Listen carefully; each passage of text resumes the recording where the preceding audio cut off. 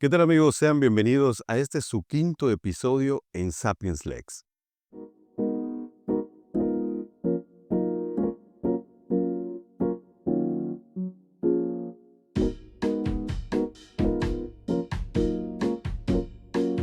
El día de hoy tenemos un tema bastante interesante que se llama paisaje lingüístico. Y para eso tenemos una invitada súper especial y para ello tengo que ubicarme un poco en su perfil académico, que es bastante amplio, así que voy a tratar de ser un poco veloz en ese sentido. Ella estudió en la Universidad de Juárez, Autónoma de Tabasco, el doctorado en Método de Solución de Conflictos y Derechos Humanos. También estudió en la Universidad de Carolina del Sur.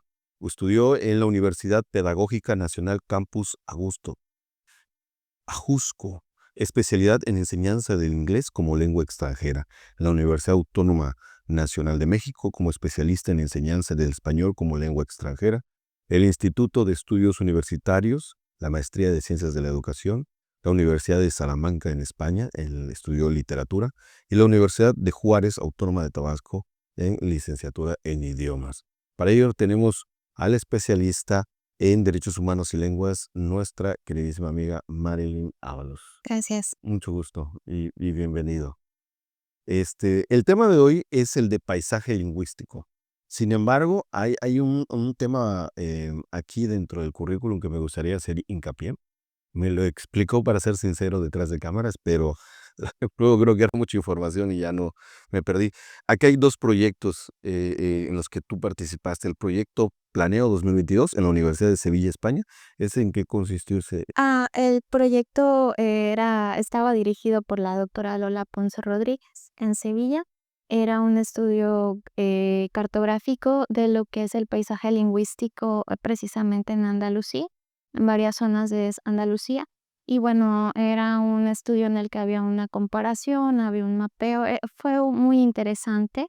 Y bueno, se encontró la presencia de varias lenguas, pueden buscar el proyecto y bueno, leer sobre, la verdad vale mucho la pena. Igual está el proyecto, o no sé si es una publicación, Los Hermanos Sol y Luna.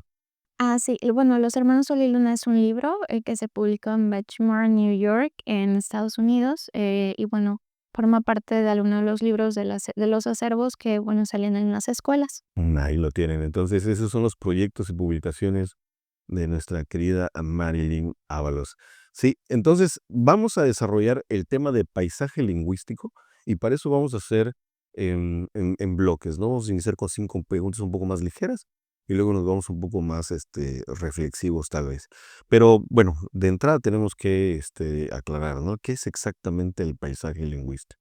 Okey, el paisaje lingüístico son todas aquellas palabras que nosotros podamos encontrar en el exterior, es decir, todo aquello que tenga una letra, una palabra, no importa el idioma, es determinado como paisaje lingüístico, ya sea, por ejemplo, la señalética de alto, un letrero que diga bienvenidos, también puede ser, por ejemplo, cuando hay grupos, que se hacen murales en las paredes, entonces podemos ver gran bailazo de Junior Clan, gran bailazo de algún grupo tropical. Todo eso que implica el uso de palabras o letras en el exterior, en un espacio público, ya sea de una empresa, ya sea de una institución, ya sea en la calle, incluso el graffiti o las rayaduras que nosotros vemos en las paredes, todo eso es paisaje lingüístico. Pero necesariamente letras, ¿no? Dibujos o algo así. Eh, pues podría, no sé, podría ser paisaje gráfico. También se está manejando, por ejemplo, actualmente lo que es el paisaje, bueno, en Internet, me parece que es electrónico, no recuerdo muy bien el nombre, pero bueno, tenemos estos paisajes que van cambiando, ¿no? Pueden ser los anuncios, pero todo tiene que llevar palabras. Entonces va cambiando constantemente y lo podemos ver en cuando interactuamos con diversas páginas y de repente, no sé, nos sale un anuncio de zapatos y raramente estamos hablando de zapatos con alguien, ¿no? Entonces va cambiando de acuerdo a las interacciones que nosotros vamos teniendo y también bueno, se está comenzando a estudiar como un tipo de paisaje lingüístico hasta cierto punto, pero bueno, en Internet, ¿no? Ok, digo, igual y la pregunta era un poco ociosa porque dice paisaje lingüístico, ¿no? Sí. Ok. Entonces, en la pregunta 2 hace referencia a que el paisaje lingüístico, ¿cómo impacta esto en nuestra vida diaria? ¿Cómo en las calles o el metro? En este caso que aquí no hay metro, no tenemos el tren ligero nada más. Pero, bueno, es que estamos grabando en Campeche. creo que queda claro, ¿no? En el sentido del punto de vista que es todo lo que lleguemos a ver, pero este impacto que genera en nosotros, o sea, ¿cómo impacta en nuestras vidas diarias este paisaje lingüístico? Ok, quizás no nos damos cuenta del impacto que hay per se, porque es normal para nosotros, ¿no? Encontrar letreros, anuncios y demás en cualquier lado, o la tiendita de la esquina que dice, bueno, el anuncio de lo que venden, ¿no? Los nombres y demás. Pero sí hay un impacto de manera social, de manera cognitiva, de manera personal y de manera lingüística también. Por ejemplo, bueno, en México hay 69 lenguas en total, 68 lenguas originarias y, bueno, el español. En total dan 69 lenguas y todas estas lenguas son oficiales en todo el territorio nacional, lo dice el artículo 2 de la Constitución Política de los Estados Unidos Mexicanos y también lo dice en el caso de la Ley de Derechos Lingüísticos, en el artículo 9, o sea que el Estado debe promover el uso de todas las lenguas nacionales, que son estas 69 lenguas, en todo el territorio mexicano, ¿no? Y en todos los aspectos, en el aspecto social, político, en el aspecto relacionado con la salud, en el aspecto de los derechos, en todos los aspectos, las personas deben poder utilizar sus lenguas de manera escrita, de manera oral y en todas las interacciones que ellos necesiten. Esto abarca también a las instituciones públicas al momento de hacer algún papeleo o demás. Entonces, sí impacta tanto la presencia como la ausencia. Eh, por ejemplo, menciono nuevamente, hay 68 lenguas originarias en México. Bueno, hay zonas donde hay más presencia, lo que es la zona de la península es muy famosa por la lengua maya, hay mucha presencia de la lengua maya, pero, se habla de que hay presencia de otro tipo de lenguas, o de otro grupo de lenguas, perdón. Y bueno, yo en los trabajos de campo he encontrado incluso lenguas, originarias de otros países, como es el caso de Guatemala. Aquí hay, población, guatemalteca, que vino durante el proceso de la guerra civil y que hubo en Guatemala. Bueno, se movilizaron para México y también vinieron personas que hablan estas lenguas. Entonces, la presencia o ausencia impacta porque podemos pensar que, bueno, la lengua, no digo que yo lo piense, sino hablo de, bueno, las percepciones que se han estudiado en ciertas investigaciones. Cognitivamente, bueno, pensamos que solo hay una lengua y que es la lengua que nosotros hablamos, que es la lengua mayoritaria, que es el español, al menos en México. Por otra parte, también puede ser hasta cierto punto social, podemos jerarquizar, ¿no? Mi lengua es mejor, las otras lenguas no son importantes, no son válidas. ¿Por qué? Porque no las veo en el exterior, no tienen escritura algunas de ellas, todavía no se han unificado. Entonces, puedo yo emitir juicios de valor o prejuicios que van afectando el cómo vamos interactuando con las personas que hablan estas lenguas, el cómo se realizan políticas públicas, estos prejuicios, como mencioné anteriormente, que van haciendo que haya discriminación en contra de las personas que hablan, de los grupos, de las comunidades. Entonces, sí, sí impacta. La presencia también impacta. Puede ser que yo no entienda qué dice, pero en mi cerebro hay conexiones que me van diciendo, esto es diferente. Hay hasta cierto punto curiosidad que me dice, ¿qué dirá? No sabía que existía, ¿no? Entonces, como menciono, no es mi juicio, es lo que se ha estudiado en algunas investigaciones de cómo impacta la presencia o ausencia de la lengua. Entonces, por ejemplo, el hacer de que haya la presencia de una lengua, aunque yo no entienda qué dice o no comprenda cómo se lee, cómo se pronuncia, sí impacta de manera positiva porque digo, mira, hay algo más en este universo lingüístico, en este universo social. Hay algo más que a lo mejor yo no soy parte de, pero me gustaría aprender porque aquí es donde entra la interculturalidad. Recordemos que hay tres conceptos, la multiculturalidad, la pluriculturalidad y la interculturalidad.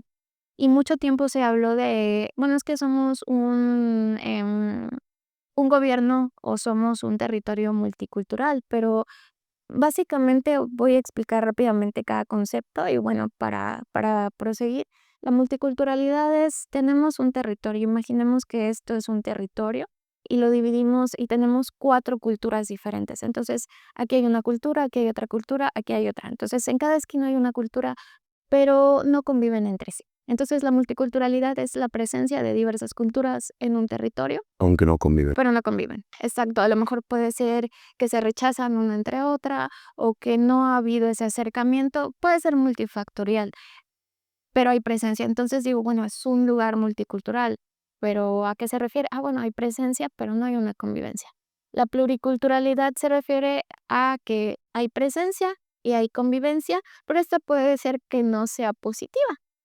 Tan solo podemos ver la presencia de diversas culturas en diversas zonas del mundo y bueno, que hay conflictos. No voy a ahondar en ello, pero bueno, podemos ver las noticias o podemos leer la historia y muchas veces hay culturas que, bueno, chocan, no congenian en ideas y bueno, provocan algunos conflictos, algunas cuestiones históricas que es, bueno, si las analizamos es muchas veces por esta falta de tolerancia, de entendimiento.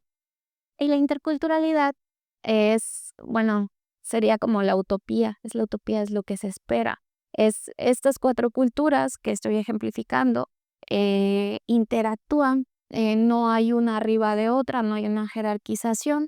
Entonces, todas, se manejan como iguales, por ejemplo, a lo mejor a esta le gusta el azul, a este el rojo, a este el verde, a este el rosa. Y bueno, en la pluriculturalidad sería como mi color es mejor que el tuyo, ¿no? O mi color es más llamativo que el tuyo, o mi elección a este color, ajá, en la pluricultural. Y entonces en la intercultural es, bueno, a ti te gusta el azul, nosotros elegimos el rosa, ustedes eligieron el verde, ustedes el blanco, y todas las elecciones fueron correctas, ¿no? Entonces, eh, no les voy a imponer yo mi color, el color que yo elegí, porque, bueno, ustedes eligieron eso por alguna razón, ¿no? Y para ustedes funciona y está bien, no daña a nadie, entonces, bueno, podemos vivir en armonía. Entonces, tu elección no es mejor que la mía, tu identidad no es mejor que la mía, tu lengua no es mejor que la mía, si no, es diferente, pero está bien, ¿no? Entonces, y yo lo respeto, así como tú respetas la mía. Entonces, la interculturalidad es lo que se busca. Y bueno, regresando a la pregunta, que creo que me fui un poco, sí afecta, o sea, sí afecta de diversas maneras en la identidad, en la convivencia, en la creación de políticas públicas, tanto la presencia como la ausencia. Porque entonces digo, ah, mira, hay una identidad diferente, hay una comunidad diferente, ¿cómo la hago presente? O bueno, en el caso contrario, eh, que se dan algunos grupos, hay algo diferente y no lo quiero, entonces hay un rechazo.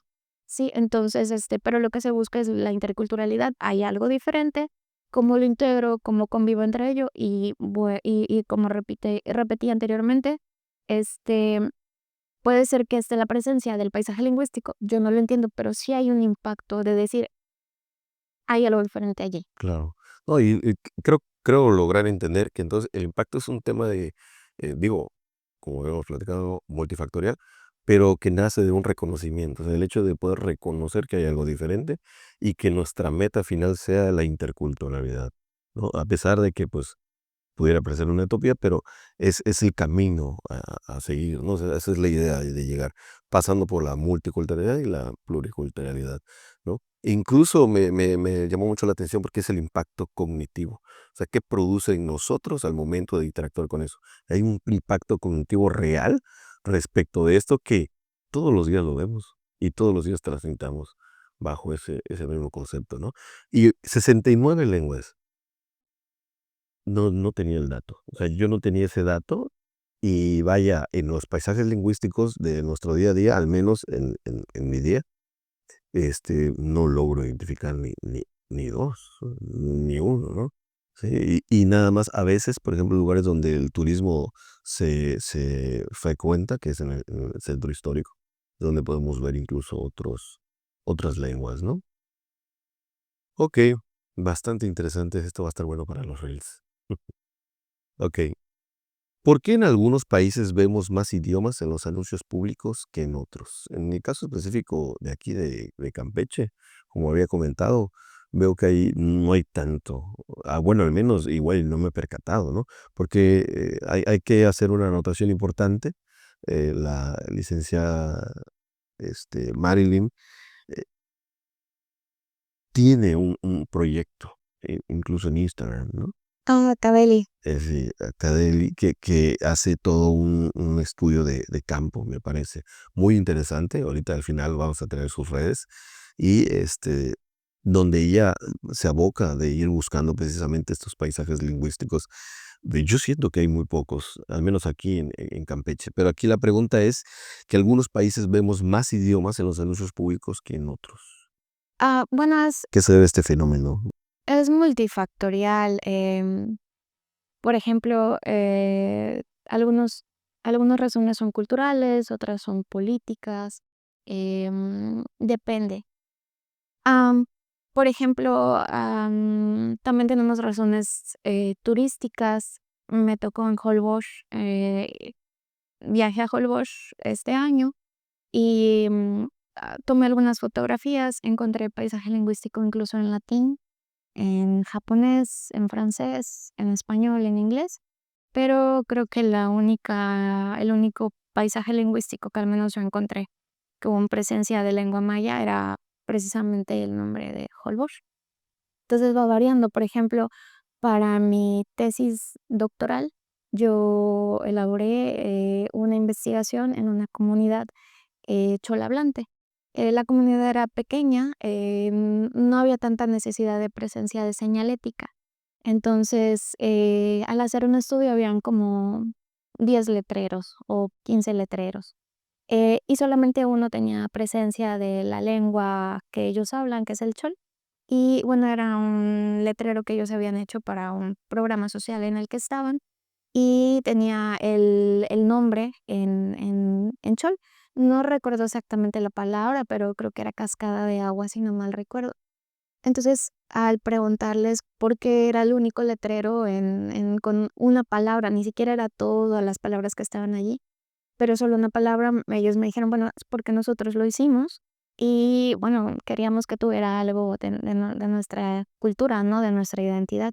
Entonces ellos, como lo habían realizado, los otros eran anuncios que pues venían del exterior, ya sea por publicidad o tanto de una empresa en particular como de obras del gobierno, ¿no? Entonces, bueno, estaban en español, siendo esta una comunidad donde el 100% desde el más pequeño hasta los más grandes hablaban la lengua y eran bilingües. El ser bilingüe es algo positivo, aunque bueno, a veces con algunas interacciones o algunas enunciaciones puede parecer que es algo negativo dependiendo la lengua. Incluso Yasnaya Elena, que es una lingüista mije, de Oaxaca, ella menciona que ella, en algún momento pensó que ser bilingüe era negativo en su realidad. ¿Por qué? Porque, bueno, ella su primera lengua es el mije, se cría en una comunidad, que hablan esta lengua, va creciendo allí, tiene la oportunidad de salir de la comunidad en algún momento y llega a la Ciudad de México.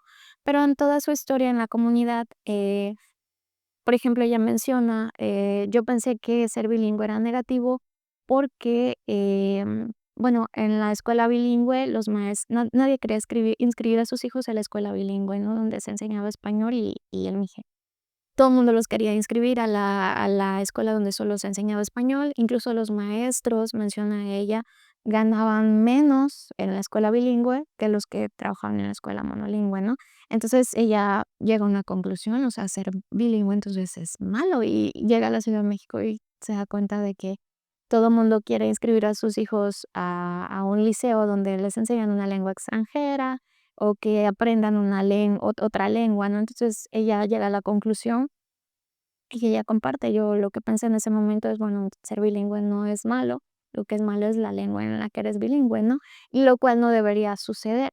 Entonces, aquí hay factores culturales, hay factores políticos, por ejemplo, en el caso del País Vasco, el euskera, ahorita hay una presencia grande del euskera, incluso, bueno, tuve la oportunidad de asistir a una conferencia donde vino un profesor que es del País Vasco y nos compartía su experiencia, ¿no? Él decía antes el euskera era percibido como algo negativo, había mucha estigmatización en el uso de la lengua y ahorita incluso en la universidad él compartía, mi hijo estudia un doctorado y bueno, las clases son en euskera. Entonces, en este caso, bueno, va dependiendo del lugar. En Perú, por ejemplo, hay muchas políticas lingüísticas, incluso hay leyes en el que se busca proteger, visibilizar a las lenguas. Entonces, en este caso, se busca o, por ejemplo, que no sea el paisaje lingüístico bilingüe español, no sé, en alguna lengua originaria de Perú, sino me ha tocado ver paisaje trilingüe incluso, y las 3 lenguas que aparecen son lenguas originarias. No está traducido ni al español ni al inglés. Entonces, en este caso Las 3 con sí, las 3 son originarias. Entonces, son estrategias que el gobierno va realizando o organizaciones públicas o privadas van realizando, ¿no? Entonces, es multifactorial, depende, o sea, se tendría que analizar precisamente, por ejemplo, el país y la zona y la lengua. Entonces, ¿por qué tiene presencia? De manera cultural, porque, por ejemplo, en la investigación que yo hacía en la comunidad chol-hablante, esta presencia de la única palabra en chol era por una razón cultural, identitaria, bueno, esta es mi lengua y quiero que aparezca allí, ¿no? Y es súper válido, debería de ser así en los letreros, ¿no? Que fueran monolingües o bilingües, claro, dependiendo del hablante, porque todo depende del hablante, siempre se tiene que consultar con el hablante. Hay un lingüista con el que yo platicaba y él investigaba una lengua, en peligro de extinción aquí en México, y me decía, hubo una política pública en la que se creó un diccionario. Entonces, se hablaron expertos de diversas áreas, pero no se le preguntó al hablante. Se crea el diccionario, se gasta una cantidad, significativa de dinero y se le presenta al hablante, y el hablante al abrirlo dice: "No entiendo qué dice". Entonces, es importante también consultar a las comunidades, a los hablantes, porque es el hablante el que va a decidir, bueno, quiero que mi lengua siga o quiero que mi lengua no siga. O sea, cualquiera es válida porque es el hablante el que decide qué hace con su lengua. este, entiendo que la respuesta va en términos de multifactorial, dependiendo del país y las circunstancias específicas. Me gustaría hacer un poquito un comentario respecto de esta cosmovisión que tenía es una chica, ¿no? Me habías comentado de La maestra Yasnaya Elena. no, disculpa. Que la maestra, que en su momento, consideró, ¿no? Que era, negativo el hecho de ser bilingüe, que bueno, en alguna medida creo que era válido, o sea, era lo más lógico, ¿no? Si estoy frente a cuestiones altamente negativas, naturalmente, si estoy frente a aspectos negativos, naturalmente voy a arrojar una conclusión negativa, ¿no? ¿Sí? Esto me trae un poco el recuerdo, yo tuve la oportunidad de trabajar en una universidad privada, dando clases de derecho, y las personas, los alumnos eran específicamente nada más eran 7 y todos eran de diversos, pueblos, y les daba mucha vergüenza hablar su lengua de origen, porque generaba burlas.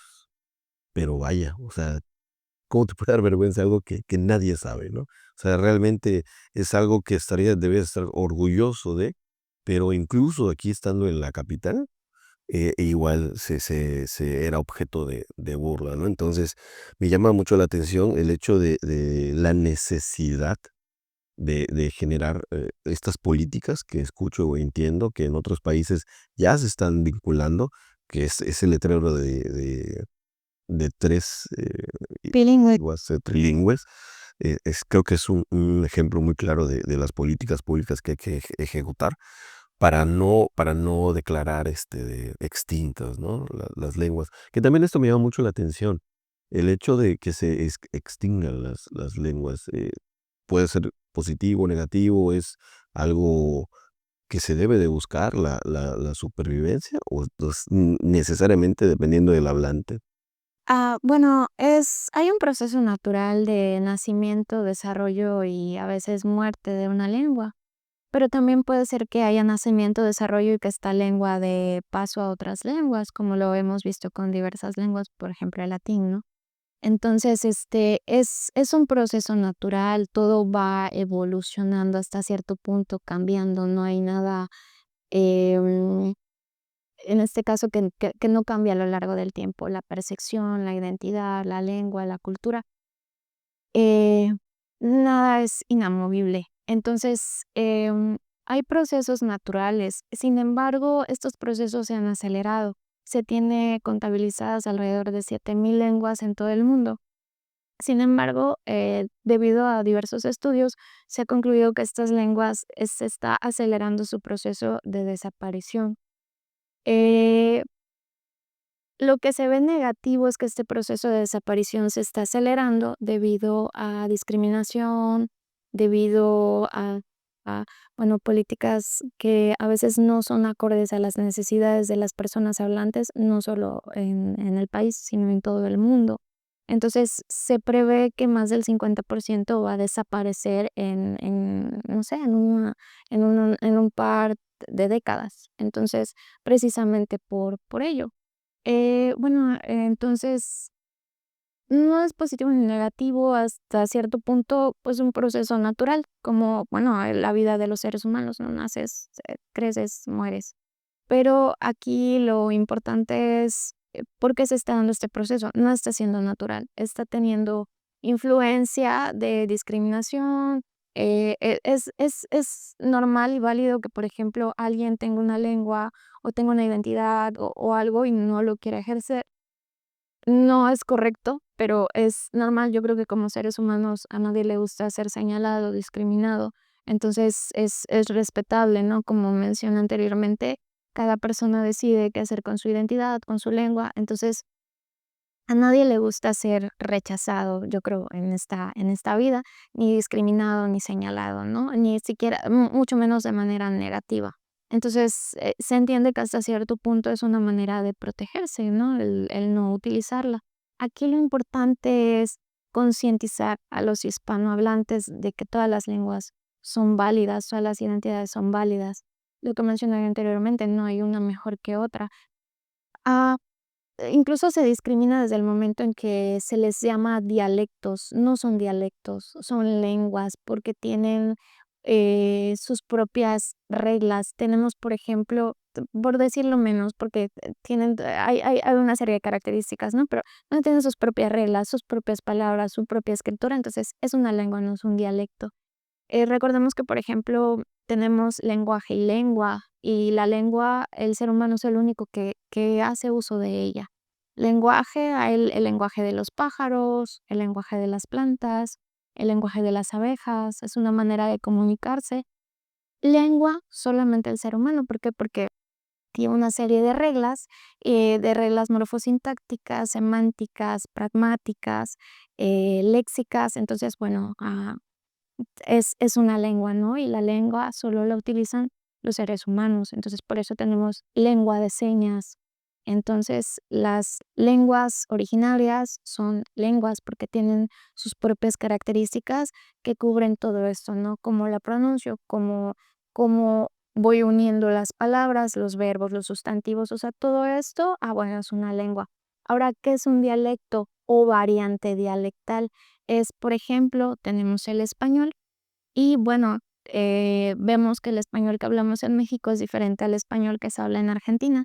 Lo vemos desde la pronunciación, desde el uso de palabras que a lo mejor para nosotros tienen un significado o que no conocemos y viceversa, ¿no? Que para ellos tienen un significado diferente o que no conocen. Entonces, hay una serie de características que dicen, bueno, es la misma lengua, pero es una variante dialectal. ¿Por qué? Porque no es la misma, ¿no? O sea, les cuesta un poquito a los hablantes entenderse. Entonces, en cuanto a pronunciación, en cuanto a cómo se forman las oraciones, pero sigues teniendo en la misma raíz, por decir algo, ¿no? Para ser lo más clara posible, no tan técnica. Entonces, bueno, entonces vemos que hay una variante que hay en España, del español, otra en México, otra en Perú, y la pronunciación, las palabras y demás no es la misma. Entonces yo digo, bueno, es una variante. ¿Por qué? Porque si nos podemos entender, sí sigue siendo la misma lengua, pero es una variante, ¿sí? Entonces no es el mismo acento que se habla en el sur al que se habla en el norte. no hay una variante correcta o incorrecta, o sea, todas son válidas, todas son correctas y va variando de acuerdo precisamente a la comunidad, a la zona geográfica. Hay diferentes tipos de variantes, se clasifican en 4, pero, bueno, la más común es la variante geográfica, ¿no? La que más conocemos nosotros. Entonces, esta variante dialectal, bueno, de estas 68 lenguas originarias que hay en México, hay 365 variantes dialectales que se tienen registradas de estas lenguas. Hay algunas como el chol que tienen 2, hay otras como el mixteco que tienen más. Entonces va variando por zona, pero incluso aunque se clasifican de que no sé, por ejemplo, tiene 2 variantes y se utilizan en 10 comunidades, pero si tú vas a cada comunidad, en cada comunidad, esa variante varía. Entonces, quiere decir que pueden haber más variantes, porque incluso, las personas, aunque seamos de la misma zona geográfica, de la misma familia, pueden haber 2 hermanos gemelos que se hayan criado en la misma familia, en la misma zona, en los mismos años, y van a tener una manera diferente de hablar, eso se llama idiolecto. Cada persona tiene un idiolecto, no hay una persona que hable igual a otra en ningún área.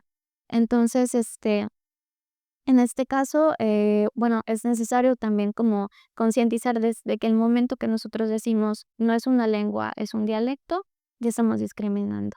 Entonces, sí son lenguas minorizadas, no minoritarias. Lenguas minoritarias hay pocas personas que la hablan, puede ser por factores de natalidad o no sé, pero minorizadas es que hay algo externo que está haciendo que no sean tan reconocidas. Pueden ser políticas públicas, pueden ser, por ejemplo, este, prácticas sociales discriminatorias. Hay diversos factores, ¿no? Entonces, por eso son minorizadas como tal. Ok. Wow, es bastante información y creo que muy buena. Entonces, dentro de la lengua tenemos el dialecto, Sí, pero no es lo mismo lengua que lenguaje. no. O que la lengua es lo que nosotros los seres humanos podemos ejercer, ejecutar, ¿no? Y dentro, o sea, está muy bien, está muy bien. Es, es, es interesante el panorama en el que se desarrolla. Y que sí, evidentemente, por ejemplo, me estabas platicando y no sé, vengo a mi mente un programa en YouTube que se llama Café Kioto, me parece. Él es de España. Y tiene un muy buen contenido, pero le cuesta trabajo entender, a pesar de que habla español, ¿no? Entonces ahí es como que el dialecto es lo que la diferencia. Y al final del día vuelve a apuntar a la interculturalidad, que es el objetivo de que todos podamos coexistir, ¿no? Ahora, sí, también me quedo un poco con el pensamiento. Entonces, dentro de la lengua, por ejemplo, de las lenguas originarias es correcto, ¿no? Hay dialectos. Sí, hay variantes, claro. Por ejemplo, no es el mismo maya que se habla aquí en Campeche al que se habla en Yucatán. Incluso dentro de Campeche, el maya va variando en cada Y esos comunidad. son los dialectos dentro de su lengua. Exacto. Se llaman, en sí son variantes dialectales, pero estas variantes dialectales pueden ser geográficas, pueden ser etarias, es decir, de acuerdo a la edad. Porque no es lo mismo el español que hablamos nosotros al que habla alguien de 15 años, al que habla alguien de 80 años, ¿no? También entra en juego, por ejemplo, el contexto, si es un contexto formal o informal o también en el contexto socioeconómico, entonces, o educativo también. Entonces, esto va variando y son los 4 tipos de dialectos hasta cierto punto, pero son variantes dialectales. Ese es su nombre, variante dialectal, pero bueno, sí podemos decir dialecto. Ok, perfecto. Bueno, pues vámonos con la siguiente pregunta, que es, ¿el paisaje lingüístico cambia con el tiempo? Creo que ya queda clarísimo eso, ahorita lo hemos estado hablando bastante. ¿Cómo con la llegada de turistas e inmigrantes? Creo que aquí ya era el tema de la gentrificación, aquí era el tema que se iba a abordar. Bueno, sí cambia, claro, con la llegada de turistas o inmigrantes, se enriquece, o sea, no hay algo negativo en la variedad cultural, claro, se nutre. Aquí lo interesante sería que fuera desde una perspectiva intercultural. Muchas veces puede llegarse a la marginación dependiendo del origen de las personas que lleguen, o a la turistificación o a la gentrificación, ¿no? Va variando también qué lengua es la que llega, em, el sector económico que llega, o sea, es variado dependiendo el origen, la lengua. em, yo pienso que se enriquece, pero claro, deben haber ciertos estatutos para ello, porque si no hay ciertos estatutos para el enriquecimiento lingüístico y también el enriquecimiento cultural de esta variedad de identidades, puede caer en una gentrificación y puede haber un desplazamiento de la población que ya estaba allí desde un primer momento, ¿no? Entonces, es lo que nosotros vemos, por ejemplo, en algunas zonas donde hay una gentrificación notable, es decir, había una cultura, llega una cultura nueva, una lengua nueva, una forma de ver la vida nueva y entonces va desplazando. No hay hay una multiculturalidad, pero no hay una interculturalidad, ¿no? O sea, o puede haber una pluriculturalidad, entonces va desplazando porque se cree, se piensa que a lo mejor esto que llegó es mejor. Entonces, no hay una coexistencia. Hay lugares donde sí hay una coexistencia y es muy positivo, hay lugares donde puede llegar a ser negativo. Yo no digo que la llegada de turismo, la llegada de inmigrantes sea negativa, al contrario, pero se tiene que buscar cómo la cultura que ya estaba en el lugar y la cultura que va a llegar coexista y no hayan estos roces que pueden derivar en conflictos o en problemas sociales, ¿no? Okey. Y, por ejemplo, aquí tendríamos cabida, o no sé si eran las otras preguntas, el ejemplo que se vivió con los puestos de comida me parece que era Ciudad de En la México, ¿no? alcaldía, en una alcaldía de la Ciudad de México. Digo, también para que se pasen las imágenes ahorita, porque platicando detrás de cámaras, y me mostrabas los ejemplos, vaya, y sí es un impacto considerable, ¿no? O sea, entonces, no sé si quieres platicar de eso. Sí, bueno, hubo una situación en la Ciudad de México, en una alcaldía, no recuerdo exactamente el nombre, pero bueno, se van a pasar las imágenes, ¿no? Entonces, bueno, México es muy conocido por el uso de colores, ¿no? Vistosos, lo vemos nosotros en el maximalismo que hay en las cocinas de nuestras abuelas, es decir, vemos muchos trastes de muchos colores y es maravilloso, ¿no? Em, la cultura mexicana es colorida por naturaleza, ¿no?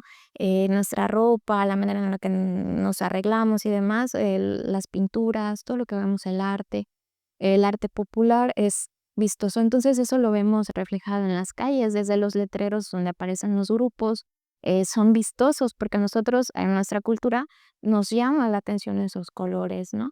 Entonces, bueno, hubo una unificación del paisaje urbano en una alcaldía.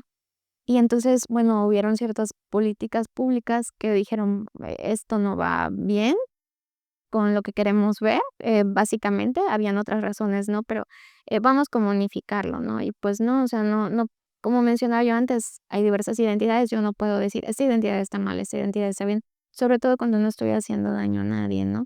Entonces, creo que ese es el límite. Si estoy haciendo dañando a alguien, bueno, creo que debo replantearme algunas cosas, ¿no? Pero si no estoy dañando a nadie, el hecho de que, bueno, estas identidades coexistan, tienen cabida en el mundo, ¿no? Entonces, pues, habían diversos letreros de puestos de comida, de puestos de varias cosas en esta alcaldía, y lo que hicieron fue pintarla, unificar el color, unificar la forma y, bueno, borrar estas identidades, que es las que estas Lo has distinguido. exacto, esta variedad que la distingue. Entonces, sí hubo un debate muy grande sobre es positivo, es negativo. La comunidad es la que debe de decidir, porque es la comunidad la que decide, bueno, ¿me quedo con esto o voy cambiando, no? Entonces, la comunidad dijo: "Yo no estoy de acuerdo". Como mencioné, hubo un debate, no le he dado seguimiento, no sé si continúa esta política, pero me pareció muy interesante no positivo, pero me pareció interesante esta propuesta, ¿no? Que dice: "Vamos a unificar". cuando, bueno, o sea, lo que enriquece es esta variedad de identidades y sobre todo la característica de nuestra cultura es esto, somos una cultura colorida, somos una cultura alegre, o sea, entonces, bueno, estos colores nos van dando esta identidad y las pautas de cómo nosotros vamos coexistiendo en un paisaje urbano, haciendo uso de palabras, de imágenes y demás, ¿no? Okey. Muy bien, pues vamos con el último bloque, preguntas un poco más reflexivas. Vámonos con 2 preguntas para poder ir cerrando el episodio de hoy. Yo creo que va a haber parte 2, definitivamente. Debe de haber parte 2 porque creo que es bastante información y muy interesante desde el punto de vista que es nuestro día a día, ¿no? ¿Cómo el paisaje lingüístico refleja las desigualdades sociales o el poder en una sociedad? Vaya, lo que estábamos hablando ahorita, ¿no? Creo que ahorita nos vamos a ir un poquito más de lleno. Okey, bueno, es muy interesante porque, bueno, muchas de las lenguas originarias son lenguas orales. Aquí hay que dejar algo claro, todas las lenguas, sin importar si tienen escritura o no, a lo mejor hay algunas que solo son orales, son igual de importantes que aquellas que tienen escritura.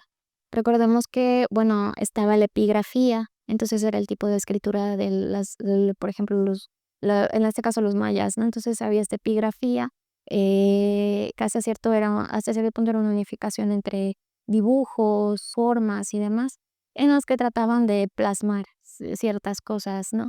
Entonces, el que una lengua tenga una escritura no la hace mejor o peor que otra. Simplemente, bueno, hace uso de la oralidad, hay alguien que hace uso de la escritura. Entonces, así es como nosotros sabemos varias leyendas, como La Llorona, o así es como la escuchamos de los aluches, de los abuelos, ¿no? Que te van contando las historias de los aluches y demás. Así es como nosotros vamos aprendiendo muchas veces por la oralidad, no por la escritura o por la lectura, porque cuando somos niños no sabemos leer ni escribir, ¿no? O sea, nuestro primer encuentro con la lengua es la oralidad. De hecho, en la India, si no mal recuerdo, en la cultura, se tiene la idea de que los niños cuando nacen traen otras vidas. Entonces, tú por medio de la palabra vas borrando esa vida y el niño va tomando su nueva identidad. Por medio de esta oralidad, porque, pues, claro, un bebé no sabe leer y escribir. Entonces, tu primer encuentro con la lengua es esta oralidad, ¿no? Entonces, ¿No sabías? en este caso, el paisaje lingüístico, en las desigualdades sociales o el poder en una sociedad en relación a la escritura, pues sí es importante, porque, bueno, si nos remitimos a las leyes que tenemos nosotros en la Constitución, en la Ley de Derechos Lingüísticos, en la Ley de Pueblos Indígenas, incluso en las leyes que hay aquí, hay una ley de derechos culturales y pueblos y comunidades indígenas aquí en Campeche. No recuerdo exactamente el nombre, pero me parece que es así. Entonces, por ejemplo, habla de la integración de las comunidades, ¿no? En todas estas leyes, tanto federales como estatales, habla de la integración de las comunidades originarias, de su lengua, de sus identidades. Entonces, en este caso debe haber una presencia, no solamente como algo para atraer al turista, sino creo que eso es importante también, cómo los utilizan, ¿no? Sino también como para visibilizar, para concientizar, para que yo diga, ah, mira, hay otra identidad, ¿no? Porque muchas veces me ha tocado que a raíz también de ciertos estigmas, de hecho, creo que lo mencioné anteriormente, el Consejo Nacional para Prevenir la Discriminación, CONAPRED, hace una encuesta en el 2017 con prejuicios, muy visibles en la sociedad mexicana. Y hay prejuicios, claro, esto es lo que, aparece en el estudio, no estoy diciendo que yo tenga esos prejuicios, pero apareció un prejuicio que decía, las mujeres deben pasar más tiempo en las labores del hogar que los hombres. Y eran verdades para las personas que fueron entrevistadas, ¿no? Los jóvenes, son, muy irresponsables.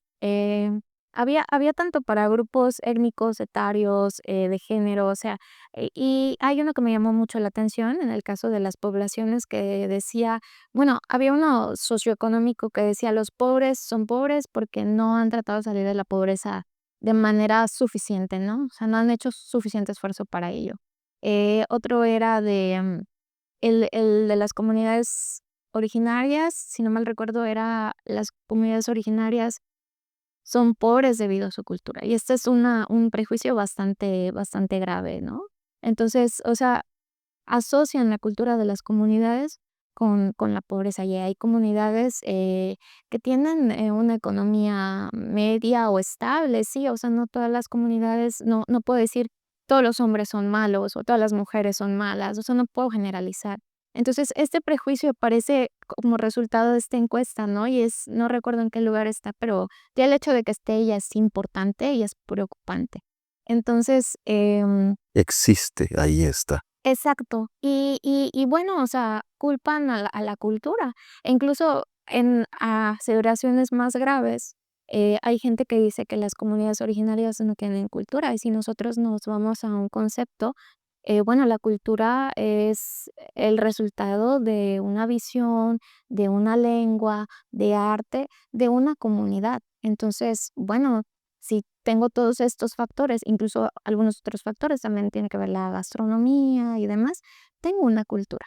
La cultura no solamente es la que yo veo en el museo, no solamente la que yo veo en un documental de algún museo de renombre, sino la cultura también es algo que vemos en nosotros alrededor. El paisaje lingüístico, el paisaje urbano de la alcaldía que mencionaba, también es parte de la cultura, ¿no?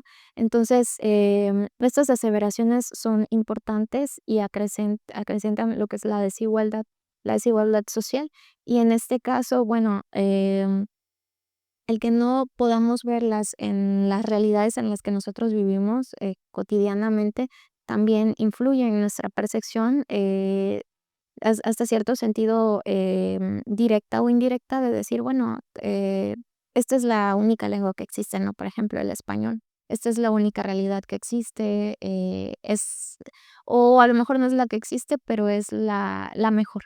Ajá. Entonces, sí influye de diversas maneras, o sea, eh, para bien o para mal.